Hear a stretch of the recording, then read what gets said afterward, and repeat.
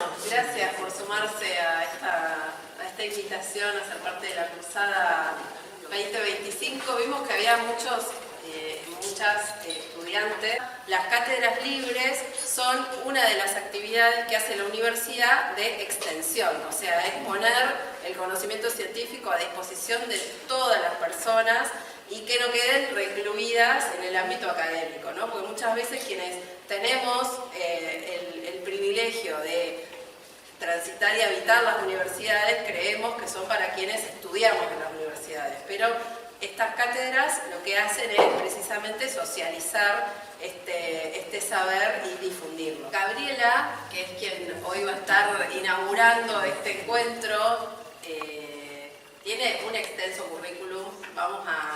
Para no robar tanto tiempo de la cátedra, solamente contarles de que en su formación de base es antropóloga y que ha hecho distintas actividades a lo largo de su vida. Recién hablábamos de una de ellas que tiene que ver con el programa de médicos comunitarios del Ministerio de Salud de la Nación, y tiene muchísimo recorrido y experiencia docente en distintas universidades, además de ser docente de la Escuela de Nutrición de esta universidad, también de Maimónides, de La Matanza, de la UNPAS, entre otras.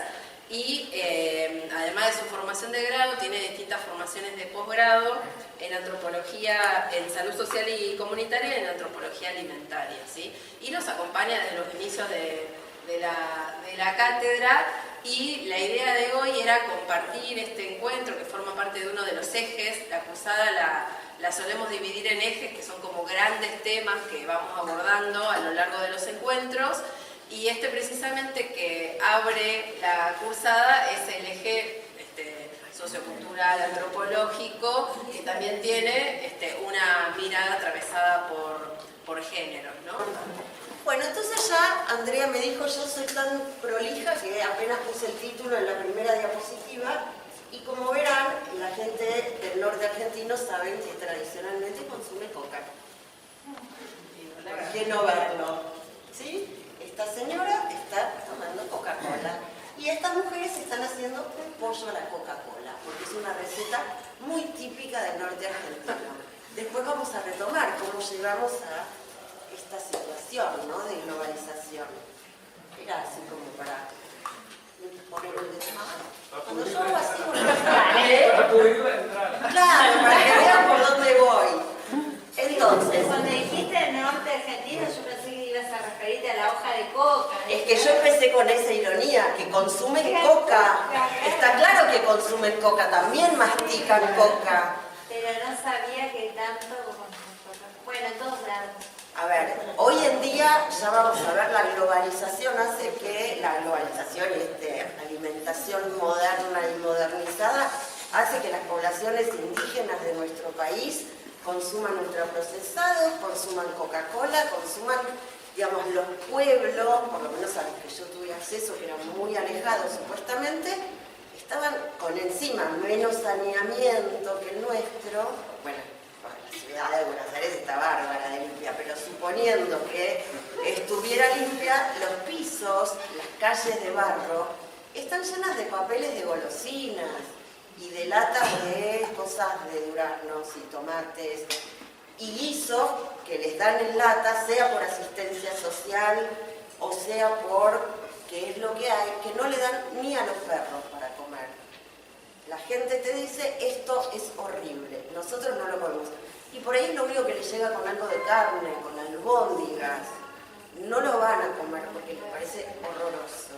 Eso está directamente tirado entero, sin abrir. Pero bueno, es parte del estudio que uno puede hacer en el lugar. Bueno, los antropólogos, sociólogos, cientistas sociales y los nutricionistas que comparten esta cátedra sabemos que la alimentación es compleja y por lo tanto es multidimensional. Es más, tenemos el vicio de diferenciar entre nutrición y alimentación. Pensamos que la nutrición alude más a los aspectos biológicos o fisiológicos y la alimentación a la cuestión social. ¿sí? Cuando digo social o cultural, estoy diciendo social, cultural, antropológica. Ya escuchen todo lo mismo todo el tiempo, porque los antropólogos como cultura metemos todo, ¿no? Para los antropólogos el mundo se divide entre naturaleza y cultura. Y no existe naturaleza que no esté atravesada por la cultura. Lo vamos a ver dentro de un ratito, si se quiere, con estos ejemplos, que son algunas de las dimensiones, pero más allá de que dentro del hecho alimentario están todas estas cuestiones, pensar en el qué comemos, cuándo comemos, por qué comemos, con quién lo comemos, a dónde lo comemos, cómo lo comemos, nos muestra que todo eso son explicaciones culturales, no son explicaciones solo biológicas. Si no comemos, en algún momento nos morimos, pero todo lo demás nos lo dice la cultura. Entonces, esa es un poco la idea de la que partimos. El omnivorismo tiene que ver, y acá sí me perdonan los veganos, con lo que el hombre tuvo que hacer para poder sobrevivir, para poder subsistir, digamos. Cuando se hablaba de la supervivencia del más apto, aunque Darwin lo pensó para la biología, el que podía sobrevivir era el que se adaptaba a ese ambiente en el que vivía. Con lo cual, entre otras cosas, consumía todo lo que a disposición le resultaba comestible. Por supuesto, morirían en algún momento, porque la neofilia y la neofobia, que son dos términos que en realidad se utilizan para todo, no es solo para el aspecto de la alimentación. La neofobia, ¿qué le sugiere? Neo y fobia. Claro, miedo a lo nuevo. Y la neofilia... Todo lo nuevo es atractivo y no. Claro, entonces lo que dicen los autores es que teníamos, digamos, y ahora también está potenciada, va a decir Fischler, que es un autor moderno, en la sociedad contemporánea esta paradoja de querer probar lo nuevo, que en aquel momento nos servía para subsistir, y a la vez tener temor de lo que eso nuevo nos puede provocar, porque hoy en día tenemos algunos controles bromatológicos, pero si la verdad uno levanta por el campo algún hongo que resulta venenoso, ahora bueno, también puede ir a un centro de salud, por ahí le ponen no me acuerdo cómo se llama, lo que contrarresta, pero en aquella época se morían si probaban algo que no correspondía. Entonces estas dos estarían todo el tiempo en tensión. Y por supuesto, entonces, el deseo de probar todo lo nuevo que aparece, y ahora ya lo vemos en términos comerciales, e incluso en términos de, perdón esto, pero lo que nos venden como que es supernatural, ¿no? ¿Cuántos vegetales ahora podemos consumir que no conocíamos que vienen de la otra parte del mundo? No digo que nos hagan daño, pero digo que podemos querer comprarlo y no poder, por ejemplo, porque es carísimo, o que no esté adaptado a nuestro sabor y sin embargo se nos venda como maravilloso. Así que si ustedes empiezan a pensar en la sociedad actual, tanto en productos procesados como de otro tipo, tenemos esa permanente disyuntiva, dualidad. Esto es muy feo. Para eso lo puse. Es muy impresionante e impresionables nosotros, pero porque la idea es que para cada cultura lo comestible puede no ser lo mismo. Esto es un puesto real de una feria de China. Perros. Perros. A ver, ellos deben ver con horror, digo, los indios, ¿no? Los que viven en India, que claro, si ven todas las reses colgaditas. ¿Quién dice qué es comestible y qué no en una cultura? Dentro de un rato nos vamos a meter también en cuál es el concepto de comida en la actualidad, según estudios en los que participé. Entonces, esto es bien impactante, pero es así.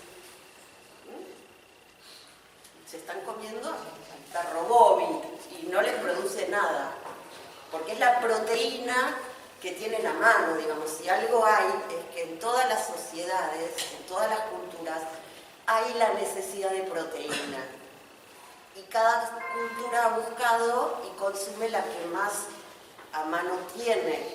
Sociedades que tienen mayor cantidad de pescado a mano, sociedades que tuvimos más carne de vaca, y ahora vamos a ver por qué. Y Bourdieu, a quien tal vez escucharon mencionar alguna vez, que es un sociólogo contemporáneo, dice, y a mí me gusta mucho, y ya lo voy a reformular también, que no es verdad que comemos lo que nos gusta, sino que nos gusta lo que comemos. Y nos gusta lo que podemos comer. Yo acá puse dos ejemplos, parecería bastante extrapolados. Uno es una polenta, hecha en cacerola grande para que rinda para mucha gente, y esto es una trucha envasada al vacío, como no se compra, ¿no? En la verdulería de la esquina. Bueno, en la verdulería no, tampoco en la pescadería de la esquina, que por cierto hay muy pocas. Entonces, la idea de esto, y esto surge también, no solo que Bourdieu lo dijo y me merece algún respeto, sino que lo pude comprobar. Dato o anécdota. En una villa en la ciudad de Reconquista, Santa Fe, preguntábamos a los pobladores, que era gente muy pobre,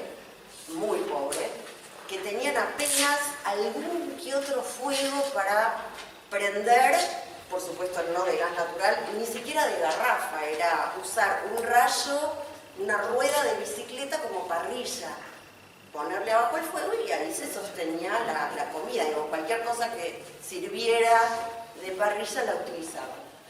Y le preguntábamos a los pobladores, si vos pudieras elegir qué comer sin ningún tipo de prohibición económica, de acceso, la mayoría nos decía guiso, nos decía eventualmente un pollo, y una nos dijo una milanesa. Claro, ¿qué abanico de opciones tiene gente que nunca vio otra cosa que lo que podía hacer en una hornalla o en un fueguito de leña y que no tenía recursos económicos para bancar? Entonces la verdad que se quedaban un rato pensando y todas las respuestas fueron esas.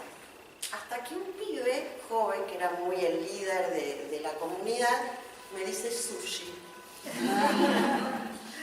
Digo, ¿y vos cómo conoces el sushi? Porque yo tengo el cable, me cuelgo del cable y veía los programas de cocina en donde mostraban cómo hacer sushi. No lo había probado nunca en su vida, pero bueno, yo le pregunté justamente qué comería si no tuviera restricciones. Y él me dijo sushi.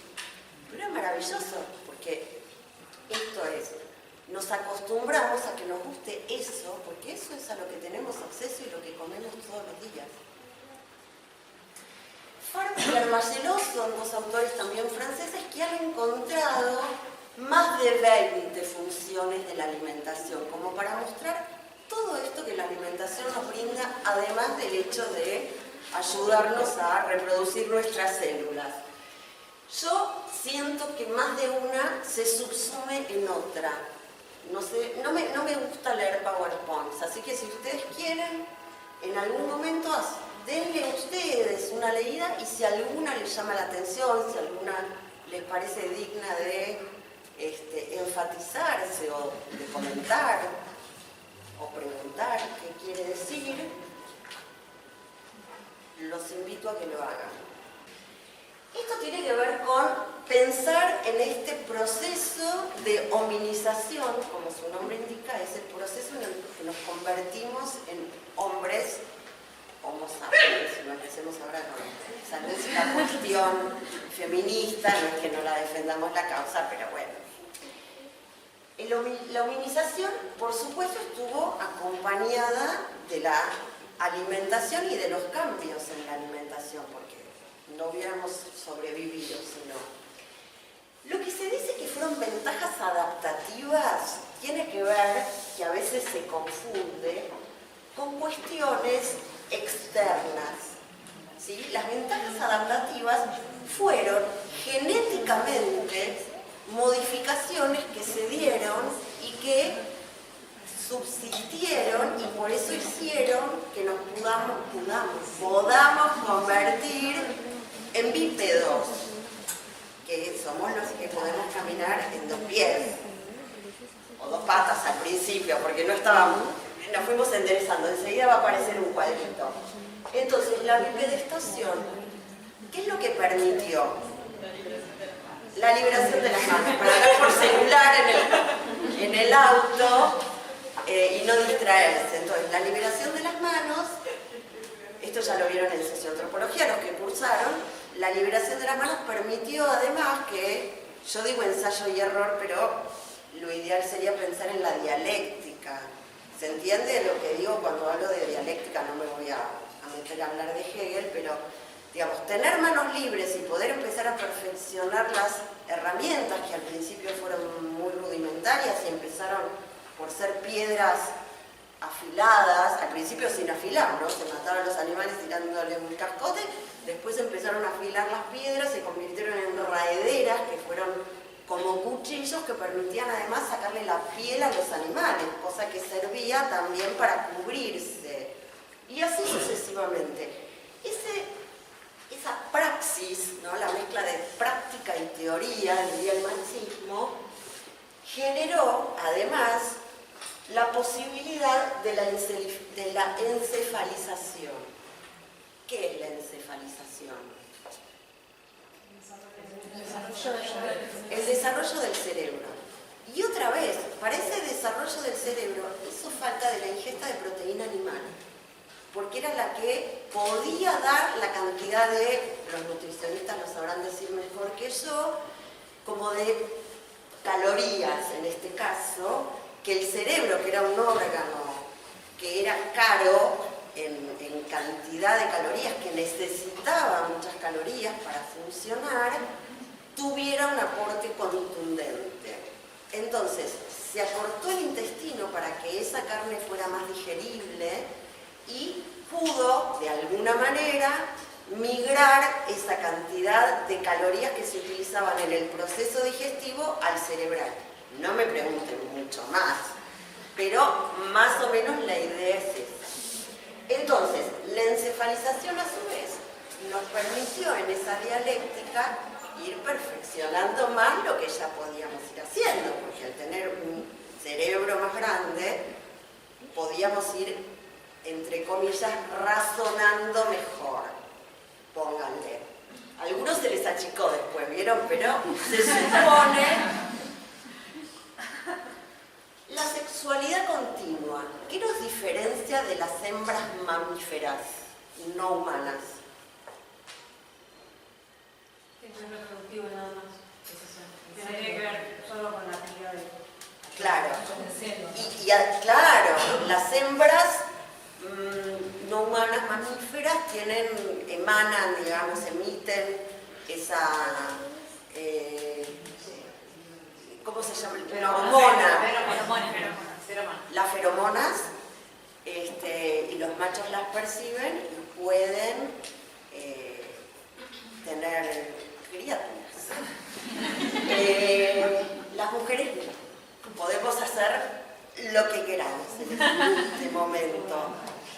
Estamos recontra independizadas, pero bueno, claramente, más allá de las ironías, la sexualidad continua nos hizo a los humanos aumentar como cría, más todas estas cuestiones que también nos dieron otras ventajas. Entonces pudimos crecer como comunidad, en cantidad de individuos, si se quiere. El genotipo ahorrador tiene que ver con que en épocas de nomadismo, cuando no podíamos todavía cultivar nuestros alimentos porque no sabíamos cómo hacerlo, teníamos que vivir de la famosa caza y pesca, como se dice habitualmente, o de los vegetales que encontrábamos ya crecidos. Había épocas de escasez y épocas de abundancia. Y si bien nosotros como nómades podíamos migrar De un lado al otro había momentos en los que la escasez era profunda. Cuando había abundancia, comíamos en cantidad, más de lo que hoy diríamos puede saciarnos, y ahorrábamos en nuestras células esa cantidad de energía que nos permitía ir luego aguantando cuando no teníamos. ¿Sí? Entonces se supone que ese genotipo ahorrador, hay distintas escuelas, distintas bibliotecas, pero en algún punto sigue existiendo. Y estas son las que planteamos que no son ventajas adaptativas porque no se han ido incorporando a nuestra genética, son claramente costumbres. El ser omnívoro puede ser necesario para la época, pero no es constitutivo de nuestra genética, ¿sí? En su momento lo fue, ojo. En su momento hizo falta ese insumo de proteínas animales. Hoy en día, ¿tenemos veganos en la sala? Vegetariano. No, veganos. No. Vegano arrepentido, no, porque... Bueno, los veganos pueden mostrar hoy en día que sobreviven sin consumir carne animal. Después veremos de qué manera. Pero yo las veo vivas, por lo menos. Entonces, consumíamos todo, o por lo menos tenemos todavía la capacidad de consumir todo. Vivíamos del carroñero en la época que todavía no podíamos cazar, y además hay una fantasía de que los hombres andábamos por ahí con el arco y la flecha, como nos han enseñado los dibujitos, y era más posible que fuéramos presas que predadores. Venía un tigre, sable de león y nos morfaba vivos. Entonces no es que vivíamos matando. El carroñeo implicaba comer de esos animales que quedaban muertos porque no los había comido otro animal antes, o que esos mismos animales dejaban, ¿no? Vaya a saber. Vivíamos de la caza y la recolección. Y luego el descubrimiento y el dominio del fuego, que es interesante pensarlo porque nunca nos muestran que fueron dos momentos separados.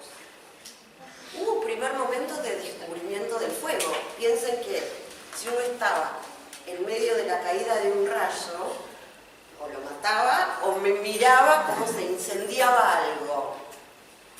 Pero de ahí a saber cómo provocar el fuego, pasó un tiempo.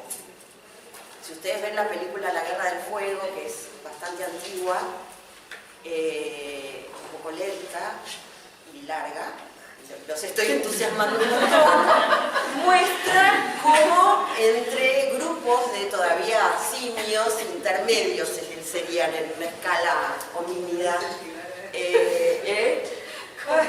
No, nos reímos de lo que acabas de hacer. Descubren, uno descubre que el otro, que la otra comunidad sabe encender el fuego y se espían y se quieren sacar la receta, digamos, etc. Pero el descubrir el fuego no implicó poder dominarlo. Lo que de verdad fue revolucionario fue poder dominar el fuego. Y esta creo que es una diapo... esta no es la que más me... Bueno, esta es divertida. Mostré dos porque no sabía con cuál quedarme, entonces dije pongo las dos. Las dos son como desastres diferentes, pero yo no sé por qué siempre estos cuadros terminan con hombres absolutamente musculosos, hegemónicos, atléticos. ¿Qué les pasa? ¿Los hombres eran todos así? Cuando nos hicimos Homo sapiens, aparte hombres, no hay mujeres, ¿eh? No hay mujeres en los cuadros de hominización, se lo tomaron bien a pecho lo de hominización. Bueno, esto es, hay una que es peor, que termina con un señor comiendo McDonald's, claramente con un sobre de papel en la mano, y el siguiente es directamente un cerdo. Y este es creativo, no lo conocía, lo descubrí esta vez. Esta es la que me gusta, porque además de querer comerme ese culito que es divino, muestra a los hombres dominando el fuego. Y al poder dominarlo y encenderlo, después había que conservarlo, porque se apagaba rápido. Mientras duraba encendido, lo que produjo es la unión de la gente alrededor del fuego. Por eso el cocinar hizo al hombre. Porque ese fuego nos iluminaba, nos daba calor, ahuyentaba las fieras, nos permitía ver también los peligros a mayor distancia, al haber más luz. Y nos obligó, entre comillas y en el buen sentido, a reunirnos, y ya con un encéfalo más desarrollado, se supone que el lenguaje se fue articulando de manera cada vez más, no sé cómo decirlo, pero no sabemos tampoco cómo era, pero claramente se fue produciendo un lenguaje que solo puede existir habiendo un encéfalo desarrollado. Por eso después podemos discutir el tema de los animales, su comunicación, etcétera, etcétera.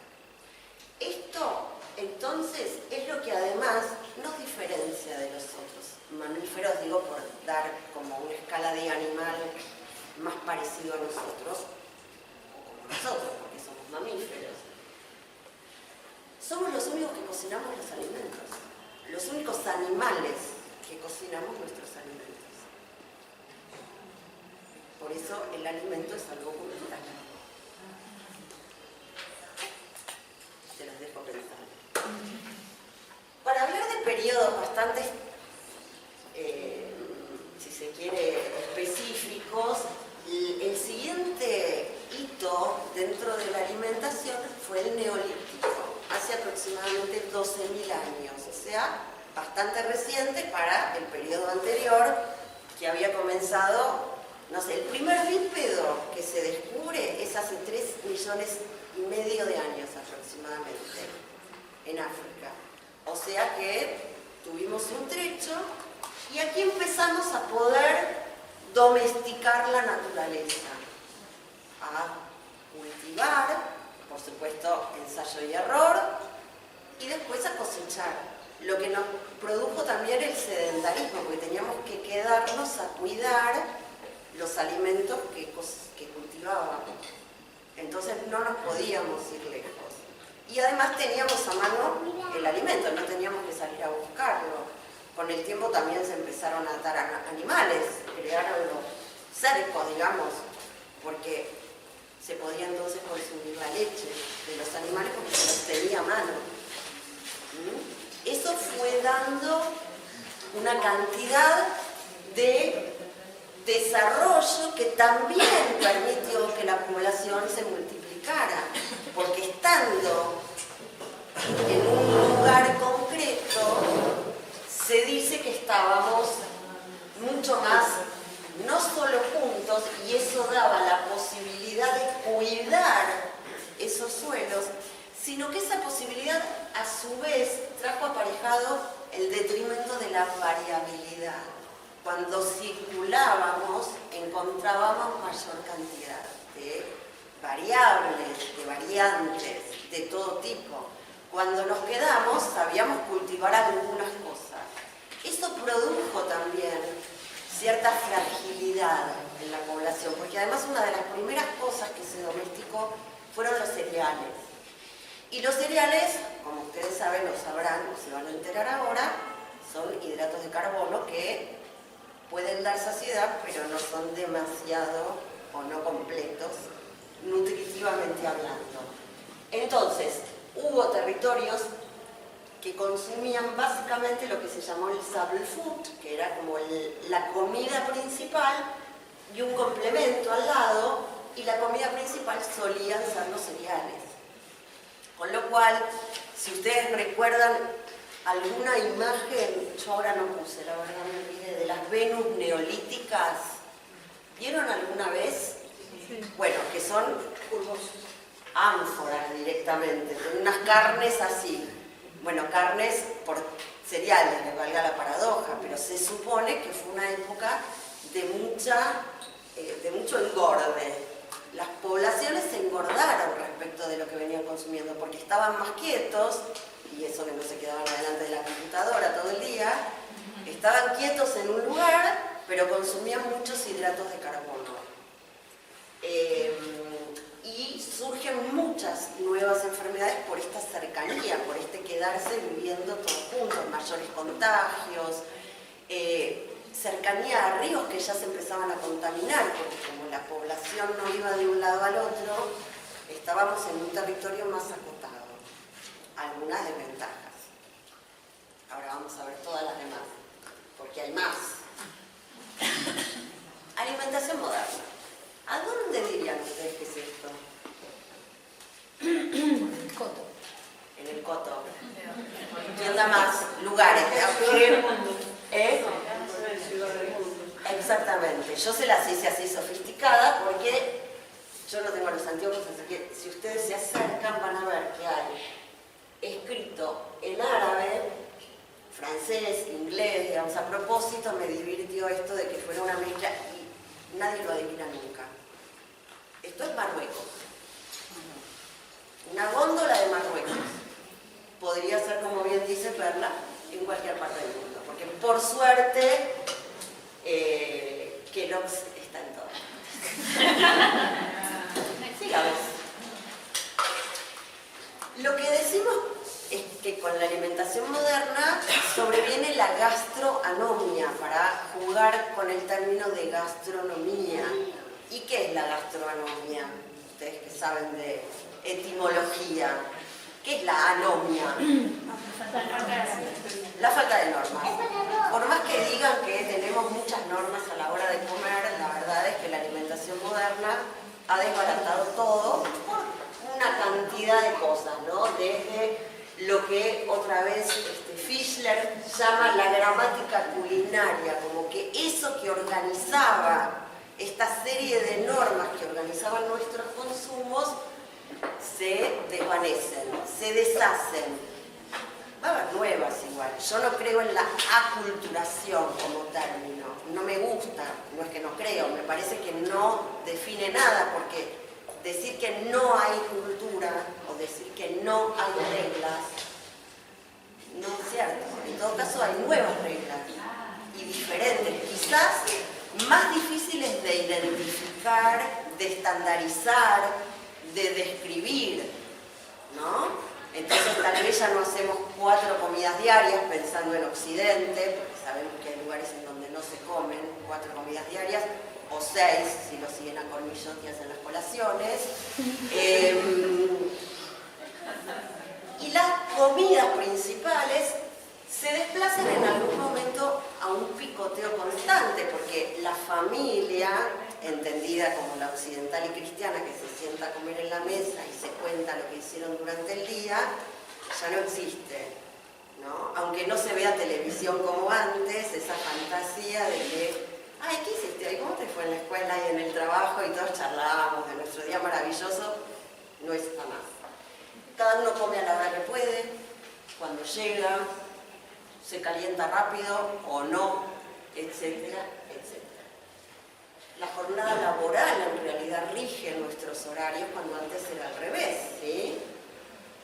Tal vez el que viene de alguna provincia sigue teniendo, ¿sí?, este imaginario de que se almuerza y se duerme la siesta. ¿A dónde? En la sierra, en Claro. Córdoba. Y los horarios de los comercios están ajustados a los horarios de compartir una comida y dormir. Claro. Pero acá claramente no. Y no solo, digamos, ya no es una cuestión de deseo, lo que estoy mostrando es que todo se ha dinamizado de una manera, en una ciudad grande, llena de gente, llena de tránsito y con distancias largas. Aunque se quisiera, ¿quién va a dejar una tarea al mediodía para volver a su casa, poder almorzar en el mejor de los casos, de que toda la familia lo hiciera, y volver al trabajo? Es una pérdida de tiempo, de dinero, digamos, es un montón de cosas imposibles de llevar a cabo. Entonces, cada una de las dimensiones abre a otras miles de dimensiones. Entonces, tratamos de hacer la jornada lo más extensa posible sin parar incluso en el medio, ¿no? Comiendo mientras no dejamos de trabajar, porque así arreglamos 7 horas, no 8. Bueno, ni que hablar que las mujeres hemos salido al mercado laboral, con lo cual ya no nos quedamos cocinando en casa para la familia, en mi caso. que antes cocinaba un montón, ¿saben lo agradecido que estaba mi ex marido? Y dice este autor que las nuevas voces autorizadas entonces son las que nos van a decir cómo tenemos que alimentarnos. Las voces que antes eran abuela, mamá, pediatra, médico, etc., son reemplazadas por una sin número de voces, porque la verdad llega, y esto está escrito antes de la existencia de las redes sociales. Así que olvídense de saber incluso de dónde nos vienen esos múltiples discursos de los que somos absolutamente cautivos, ¿no? ¿No les pasa de... Yo escuché en algún lado que tal cosa sirve, no sirve, es buena, no es buena? No sabemos ni qué autoridad tiene, ni de dónde la sacamos, con lo cual se pone complicado ponerla en práctica. La legitimación de la infantilización de la alimentación me gusta porque tiene muchas palabras que terminan en ción. ¿Pero qué les parece que quiere decir? Hay como un mercado para el niño consumista, tipo McDonald's. Sí, pero vos fíjate que cuando hablamos de infantilización está bien lo que pensás, pero no es solo dirigido al público infantil. A los adultos. Exactamente, los adultos. ¿Se acuerdan cuando, bueno, no sé, ustedes son muy jóvenes, cuando yo era chica, cuando yo era joven, iba a la casa de amigos a comer y había una picada de primer plato? Unos salamines, unos quesitos, además se podía pagar, miren que ahora una picada sale más que los langostinos, pero si uno hacía una picada, ahora uno trae un paquete de chisitos, otro trae papas fritas, en los cumpleaños de los adultos hay esas cosas para comer. Entonces hay una legitimación de ese alimento. ¿Cuándo se tomaba gaseosa, por no decir Coca-Cola? En un cumpleaños, ahora hay botellitas por todos lados.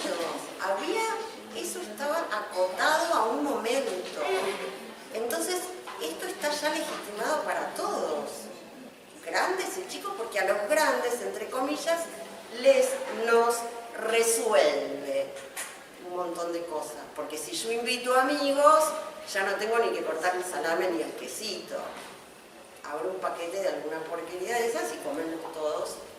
Mientras llega la otra porquería, que debe ser empanada, ¿sí? Una cosa que cuidamos. Bien. Esta vaquita tan amorosa vino con los españoles. No sé si esta precisamente, pero la vaca no llega a América, no nace en América, digo, no es oriunda de América. Casualmente la traen de Europa. Lo que pasa es que en nuestras tierras rendía muchísimo más que en el territorio europeo, porque nuestra pampa, no hablo de la provincia de La Pampa, sino nuestras pampas como forma de territorio, eran muy ricas y la proteína que había en estos suelos era superior a la que, por ejemplo, podía consumir cualquier europeo que viviera en Europa. Los colonizadores que vivían en Europa no comían en Europa como comían cuando venían a América. A ese nivel, en plantaciones de esclavos de coca, para seguir con la coca, había ordenanzas de virreyes que decían que a los esclavos había que darles como mínimo 160 gramos de algún tipo de carne por día. Fíjense cómo debía abundar, o por lo menos no escasear, se dice así, no escasear. Es un verbo que hace mucho que no uso en infinitivo, me suena raro. Para querer darle a los esclavos proteína y que rindan más, porque no lo hacían de buenos que eran para que no tengan anemia, lo hacían para que les rindiera en el laburo. Entonces tenía que ser 160 gramos por día de cualquier animal que no hubiera sido muerto o matado más de 48 horas antes. No había heladeras, así que ni siquiera tenía que estar podrida la carne, tenía que estar bien conservada, o sea que había para todos. Es para que se den una idea, digamos. Seguimos. Y esto que a mí me divierte contar, que tiene que ver con esta comida moderna, es que las cocinas, no sé si alguien tiene la dicha de vivir o de haberse mudado solo a un ambiente, monoambiente, que queda re cool decirlo, pero a veces es chiquito, no es un loft, ¿no? Cuando empiezan a buscar, se enteran que no hay cocina. La cocina es una especie de kitchenette en el mejor de los casos, que se oculta en dos puertas, ¿no? Vos abrís el placar y tenés, con suerte, una anafe, una heladerita que me han llegado a contar que se cuelga directamente. Y bueno, claramente eso, más lo que tenés que laburar para pagar el alquiler, más los ultraprocesados que te facilitan la vida, hace que vayamos cambiando el mismo y propio concepto de lo que es la comida. Porque la gente, cuando se le pregunta, y eso tiene que ver también con un estudio multicéntrico que hemos hecho hace 10 años, va a ser más o menos, pero que sigue teniendo vigencia, si bien consume estos ultraprocesados, defiende la comida casera. Entonces, yo le puse graciosamente que cambió el índice de caseritud. Porque cuando se le pregunta a la gente qué es la comida casera para vos, la gente te dice, y bueno, yo hago un arrollado casero. Ajá, ¿cómo lo haces? Bueno, compro el pionono, compro una lata de atún, mayonesa, hago un par de huevos duros y hago un arrollado casero. Y te lo dicen de verdad, ¿eh? No, los que yo te digo, no. Y me hago cargo, no lo digo que es casero. Pero la gente tiene esa idea, como que lo casero es aquello que se hace en el ámbito de la casa. Entonces, si vos te tomás el trabajo... yo cocino en casa el fideo con manteca, claro. Eso. No, yo sé cocinar, me dicen. Claro, bueno, pero esto que ahora aparte vienen doy packs con 3, 4 gustos a pizza, boloñesa, no sé qué, a no sé cuánto, la gente lo pone arriba y es una fideo con tuco. Ese fideo con tuco te dicen. Pero la gente lo cree. Digo, no es que, no, te contesto lo que vos querés escuchar. Entonces, digo, cambió lo que sentimos que es la comida, lo que significamos por comida. Y la comida en general igual alude a lo cocido. Como que vos le preguntas, ¿qué almorzaste? Comí un sándwich, no comí comida, ¿no? Como que hay algo que todavía nos sigue haciendo ruido. Dentro de 10 años no, ya va a ser todo lo mismo. De hecho, yo ayer, por ejemplo, fui a la Universidad Nacional de José Cepaz, donde doy clases todo el día, y al mediodía me senté en el comedor estudiantil. Lo que hay que valorar esto, no les puedo explicar, porque claro, era un gran kiosco y había alguna que otra ensalada, alguna que otra tarta, pero lo que se comía eran sándwiches, bizcochos, bebidas gaseosas, jugos que son sanísimos. Vieron que el jugo, no les quiero decir la marca, es mucho más sano que otra cosa, porque es jugo, y así sucesivamente. Entonces, yo digo, permanece algo del imaginario, pero si no te lo cuestionas, si no nos lo cuestionamos, estamos fritos, porque nos va invadiendo todo eso. Porque además, a ver, yo me senté a comer una tarta con una ensalada de frutas, y cuando le pregunto a la chica que atiende si tiene mucho azúcar, me dice, y no te voy a mentir, tiene el azúcar del jugo. Lo que del jugo de la fruta, no lo del jugo que le agregamos. Del jugo en polvo le agregaban para darle sabor. Y yo, honestamente, no es por decirles que por ser docente universitaria tengo un montón de plata, gasté como 10.000 pesos. Pero yo voy una vez cada semana. Los estudiantes que estaban al lado, si gastan 10 lucas por día y van 3 veces por semana, ya está. O sea que tampoco pueden comer sano, si se puede decir sano lo que yo comí, ¿no? Y entonces, avanzando un poco más, yo empiezo a notar lo que denomino gourmetización de la alimentación. También hay una especie de regodeo de lo que es los platos que pueden ser simples. Esto es una polenta, pero si la hace, no sé, Narda Lépez, la cobra ¿cuánto? No sé, no fui a comer al restaurante de Narda, pero te la cobra. Y es una polenta, con carne decoradita, todo bonito. Bueno, yo no sé si, insisto, acá hay gente joven y gente no tan joven. ¿Alguno escuchó hablar de Francis Mallmann? Sí. Bueno, fue el introductor de la cocina francesa en Argentina. El señor desde hace mucho tiene restaurantes que tienen mucho éxito.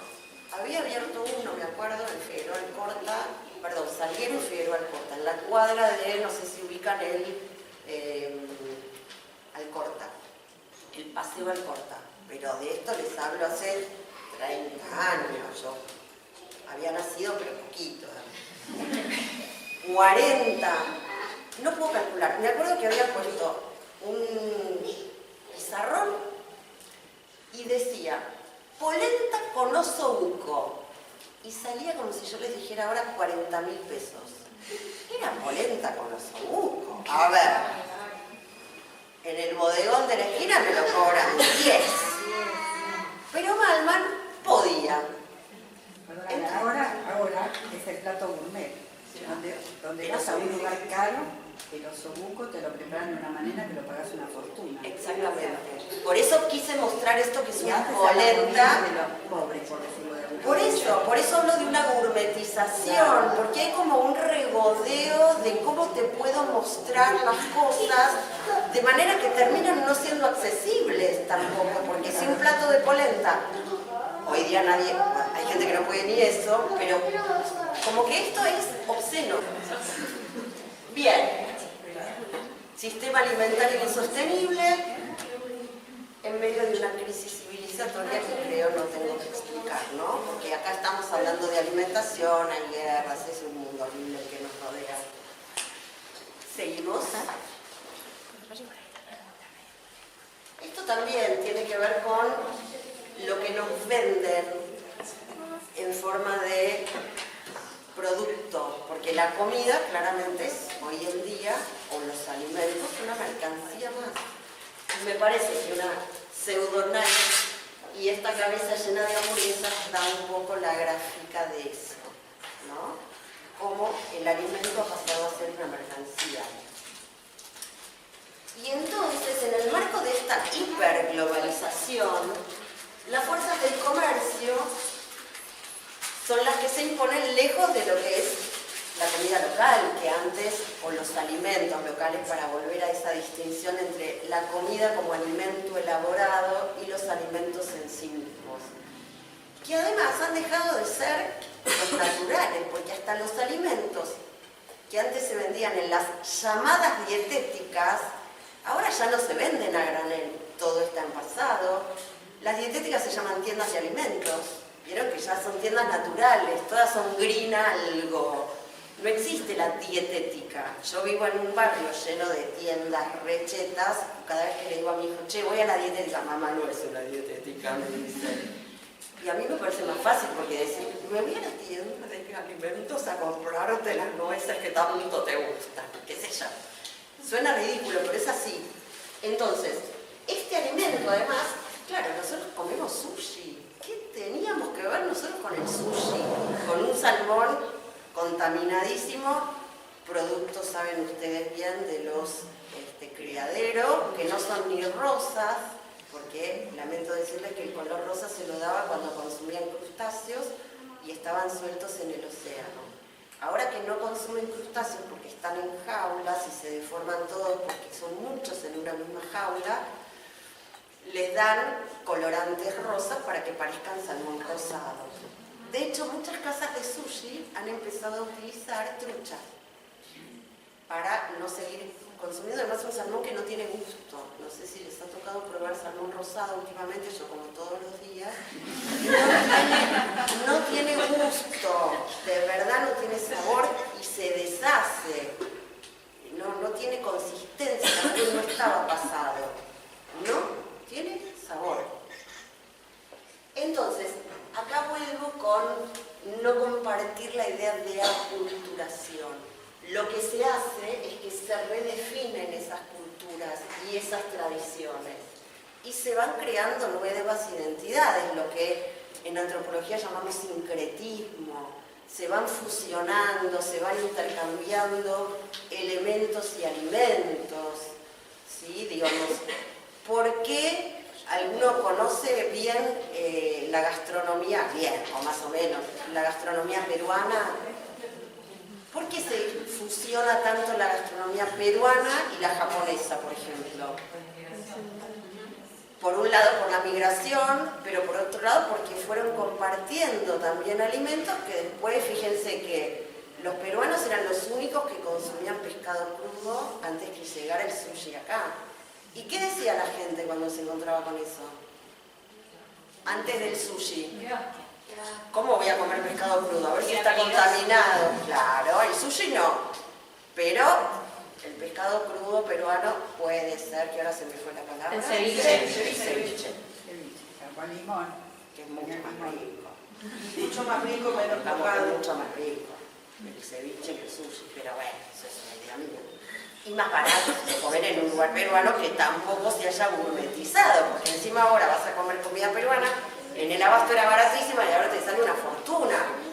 O sea, antes dije que estábamos fritos, ahora digo que estamos en el horno. Puedo usar metáforas alimentarias para todo, porque si se ponen a pensar, que además es algo que en una época hice, fue recopilar un montón de refranes y de usos cotidianos que tenían que ver con la alimentación. Después, si quieren, nos charlamos. Sigamos. Bueno, esta comida claramente poco variada enferma a poblaciones que ya están bastante vulneradas, con lo cual empeoramos la situación de estas culturas. Y yo doy vuelta al refrán que habitualmente se dice: como somos lo que comemos. También me lo han robado así, dado vuelta, pero juro que yo lo imaginé sola. ¿Por qué comemos lo que somos? Y les parece que yo pude haber cambiado esto, además de porque soy así. Porque no hemos consumido lo que Sí, pero además porque podemos consumir aquello que somos según el contexto en el que estamos. Entonces yo creo que es al revés. Comemos lo que somos, comemos lo que podemos comprar, comemos lo que conocemos, como les conté en la anécdota anterior, comemos lo que nos dan, comemos lo que hay a nuestro alrededor. Entonces en realidad comemos según nuestra ideología, ¿o no?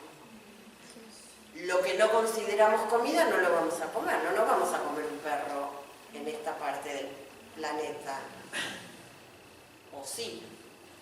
Vamos a ver, dentro de unos años. Ya gato, ya comida. Claro, si sigue la malaria, vamos a ver. Bien, esto es lo que cuento nada más. No es gran cosa, pero a mí me gusta.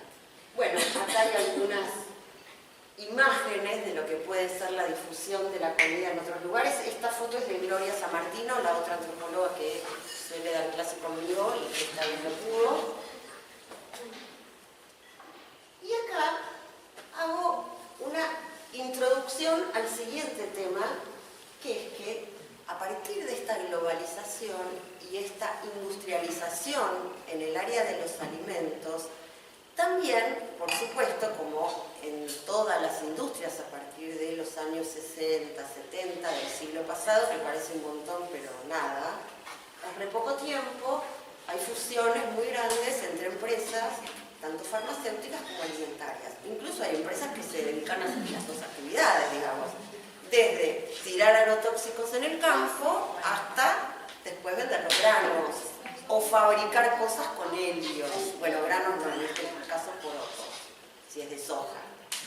Entonces, las semillas genéticamente modificadas, la tecnología aplicada a la genética, justamente para que esos alimentos, que en realidad, como dijimos, van a ser mercancías, se mantengan más tiempo en las góndolas, poniéndoles todo tipo de colorantes, conservantes, los antes que se les ocurran y los después. Y los productos que sirven entonces a estas industrias. Estos holdings que decía que se dedican a fármacos y alimentos y que influyen en las políticas agrarias, comerciales y de abastecimiento. Sin ir más lejos, la última gran noticia es que el Mr. President, el de acá, el presidente de acá le dijo a los agronegociantes que se apuren a liquidar las reservas porque les volvía a subir después las retenciones. Guau, guau, guau. O sea, ¿cuándo lo van a perjudicar? No está muy claro, pero para que vean que manejan lo que quieren. Y así como hablé de una gourmetización de la alimentación, hablo de la medicalización de la sociedad. Y esto no lo digo yo, por supuesto, lo dice gente con mucha más experiencia en el tema. Pero para que vean cómo hay una fusión, porque acá en definitiva estamos hablando de salud. La alimentación, la farmacéutica, nos tiene que servir para mantener una salud aceptable. Y la medicalización no tiene que ver... A ver, voy a preguntar, ¿por qué hablar tanto? Si yo les digo medicalización, ¿a qué les suena? Medicamentos. A medicamentos. ¿Y qué sería? Algún suplemento, vitamina. Sí. Eso es una parte. La verdad que últimamente tomamos, sí. No, por ejemplo, tiene que ver con las fórmulas infantiles, a veces agregan más cosas. Exactamente. A todo. O sea, en realidad todo lo que podamos decir es parte de la medicalización. Porque la definición de medicalización en realidad es que se patologiza nuestra vida cotidiana. Se patologiza nuestra vida y pasa a ser enfermedad aquello que no lo era. Y pasan a venderse alimentos y medicamentos para suplir o curar eso que se empieza a considerar enfermedad. Entonces, la industria nos inventa la enfermedad, nos hace creer que hay un montón de cosas que son enfermedades. Y después nos vende los remedios para curarlas. O sea, te la compro y te la vendo, se llama. Pasa lo mismo en la industria alimenticia de los animales, que tanto, digamos, posición tiene ahora. Normalmente los perros tienen problemas renales por la alimentación. Entonces se viene el alimento médico, que se llama renal, y la única diferencia es que le agregan sal. La sal permite el explosión haciendo riñones, entonces se orinan más y se bueno, ya está curado porque el alimento renal. Solamente le pusieron sal. Mira. La bolsa vale 3 centavos. Obvio. Mira, esa no la sabía porque no tengo... Ahora vieron que no se llaman mascotas, son animales de compañía. Así que no tengo animales de compañía. Se hacen compañía en la vida diaria. No, pero digo como que hasta el nombre parece importante y la verdad que lo que importa es otra cosa en esa relación. Y sí, o le venden comida vegana a los animales de gente vegana porque... También tendrá que ver, por ejemplo, con que como animales, ¿no? La cantidad de hormonas y de antibióticos que le dan a los animales antes de llevarlos a la venta, digamos. Sí, absolutamente. Bueno, lo que pasa es que por eso hasta ahora, por ahí se exploraba más el tema de los agregados a los alimentos. Pero lo que no nos damos cuenta es que nos van patologizando el resto de la vida que se supone se soluciona con más medicamentos. También es patologizante que uno vaya al médico y te haga un listado así de estudios para hacerte. Porque uno sale aparte contento. Ay, me atendió re bien, me dio para hacer toda esta lista de estudios. Y si no te da nada, dices, ay, qué médico, ay, no me dio nada, ni un control, mirá, me tomó la presión. Viste que ahora los médicos no te tocan, no te hablan, no te nada. Bajan la vista y te hacen las órdenes nada más. Entonces, me parece que es interesante poder cuestionarse esto. Y hay una terminología que se usa hace rato para hablar de esta cruza entre alimentos y medicamentos, que son los alicamentos, los nutracéuticos, medicalimentos o farmalimentos. Son todos juegos de palabras con lo mismo. Y entonces yo hice una recreación y digo alicacosmentos, nutracoscéuticos, medicacosalimentos o farmacosalimentos. Así todo lo mejor que el presidente, no se rían tanto. ¿Por qué? Digamos, ¿qué les parece que utilice, además de un jeringoso? Mira, me parece que antes estaban las boticas, estaba el farmacéutico.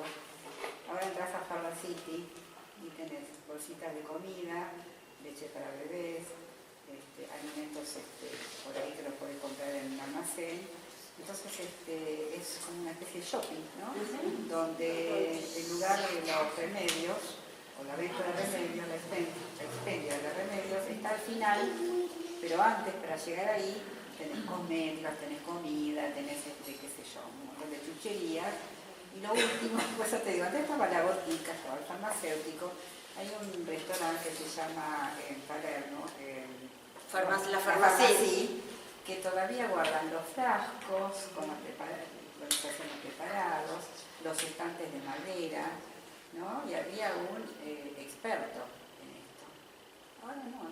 Sí, se conserva también una farmacia, pero que funciona como farmacia, en San Telmo, la Estrella de San Telmo, creo que está en la esquina de Bolívar y Alsina, una cosa así, que es botica de las de antes, con toda la madera y los frascos. La verdad que no entré nunca, debe tener otras cosas porque si no ya hubiera cerrado. ¿Qué va a vender? Pero es esto, es lo que dice ella. Además las golosinas y los snacks están al lado de la caja, como los Perdóname, marcado a supermercados. nivel de los chicos. Está estudiado en el supermercado, toda la porquería, perdón. No, es que uno va agarrando cuando espera en la caja, porque está aburrido y va manoteando. Te trae esto y dice, no, bueno, pone. Es 2 por 1, te vas a negar. La vitamina B12, por ejemplo, sale más cara si vos la compras con masticables. Ah, bueno, ese es un tema, ¿no? Yo no lo quería introducir porque vieron que a mí no me gusta provocar, pero la vitamina B12 ustedes vieron que la consumen los veganos porque les falta esa suplementación. Las chicas que dijeron ser veganas la consumen.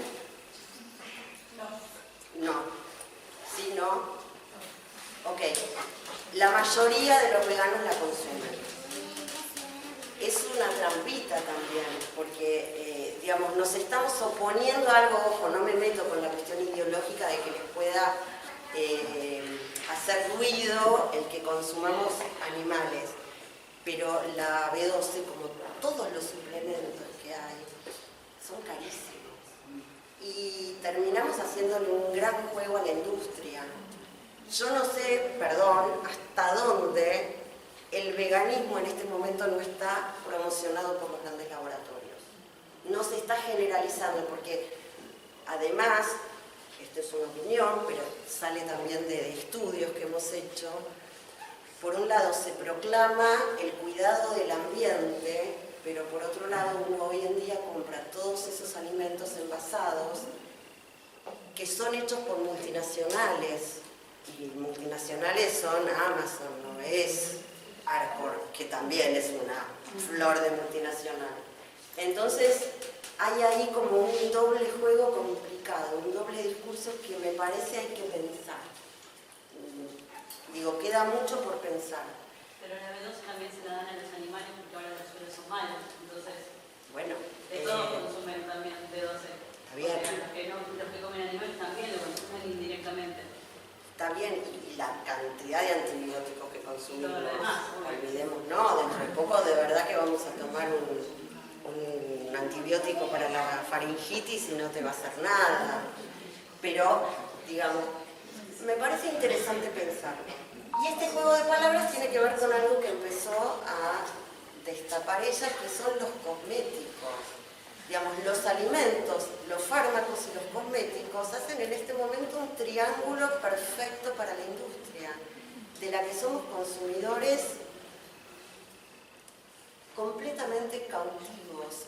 Los invito a ver una tanda publicitaria de un día a las 5 de la tarde en un canal mainstream y los van a bombardear a cosas como esta, que además por suerte tienen palta y soja, dos cosas buenísimas, sobre todo la soja. ¿Por qué yo para la artritis necesito un medicamento que tenga palta y soja? Por eso La gourmetización se traslada también a los medicamentos. Este es... Y a la cosmética, porque también se ve el shampoo con avena y miel, no sé.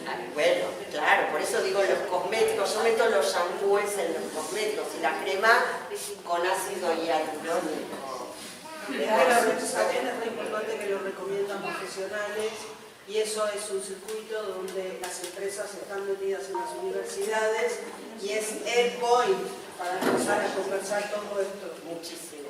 Están en los despachos las empresas auspiciantes. Digo, estos alimentos insisto, las nutricionistas, los nutricionistas o les nutricionistas sabrán mejor que yo, promocionados como alimentos funcionales, ¿no? ¿Funcionales a quién? Como el suplemento de magnesio que ahora derramar, todo el mundo necesitamos. Bueno, mira, no te metas con eso porque te recompone 300 funciones del organismo. Que alguien me diga 10 funciones, 10 de las 300.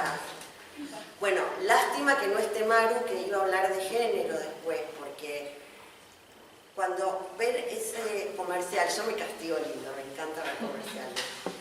La mujer que promociona ese comercial justamente logró combatir el estreñimiento tomando el suplemento. Y el señor logró combatir los problemas cardiovasculares y el estrés, porque las mujeres no nos estresamos, los hombres se estresan. Las mujeres tenemos constipación. ¿Vieron? Entonces, que se sepa bien que el te ayuda en todo. Y me encanta porque el señor dice, la última vez que fui al cardiólogo no me encontró nada en el corazón, o sea, tenía todos los valores bárbaros. A mí también, y no lo tomo. No es por fanfarronear, pero a ver, bien. Esto era la crema, que además siempre está con chicas muy comunes, ¿no? Igual a todas nosotras. Y esto me pareció lindo porque, vieron, los nutricionistas recomiendan consumir alimentos de muchos colores para que sean buenos. Entonces me ocurrió poner una foto con muchos colores. Creo que la última ya es un agradecimiento. Ahí está.